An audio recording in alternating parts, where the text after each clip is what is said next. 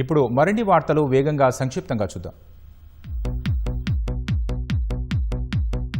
రంజాన్ మాసం ప్రారంభం కానుండటంతో Hyderabad CP VC Sajjanar Charminar వద్ద ఉన్న మక్కా మసీదును సందర్శించారు. మసీదు ప్రాంగణం పరిసర ప్రాంతాన్ని పరిశీలించి భద్రతా ఏర్పాట్లను పర్యవేక్షించారు. ప్రార్థనలకు వచ్చే వారికి అసౌకర్యం కలగకుండా చూడాలని పోలీసులను ఆదేశించారు.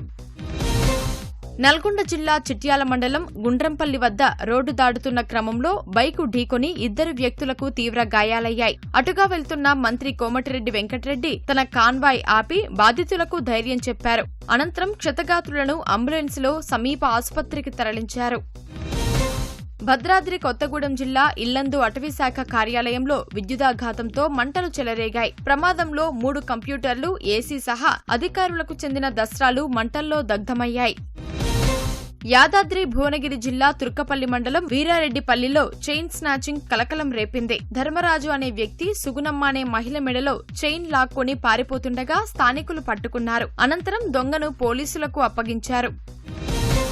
సికింద్రాబాద్ అల్వాల్ పోలీస్ స్టేషన్ సమీపంలో అర్ధరాత్రి దొంగలు బీభత్సం సృష్టించారు. సుమారు 10 మంది వ్యక్తులు కాగితాలు ఏరుకున్నట్లు తిరుగుతూ ఎలక్ట్రానిక్ దుకాణంలో చొరబడి కాపర్ వైర్లు, ఇతరత్రా సామాన్లు దొంగలించారు.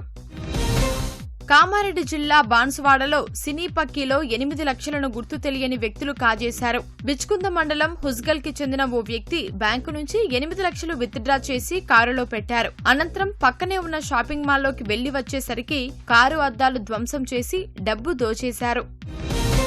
నల్గొండ జిల్లా హాలియా వద్ద నాగార్జున సాగర్ ఎడుమ కాల్వ బ్రిడ్జిపై ఘోర రోడ్డు ప్రమాదం జరిగింది. 2 వీలర్ పై వస్తున్న దంపతులను వేగంగా వచ్చిన లారీ ఢీకొట్టడంతో ఇద్దరూ అక్కడికక్కడే ప్రాణాలు కోల్పోయారు. మృతులు అనుముల మండలం కొట్టాలకు చెందిన వెంకటయ్య, మల్లమ్మగా గుర్తించారు.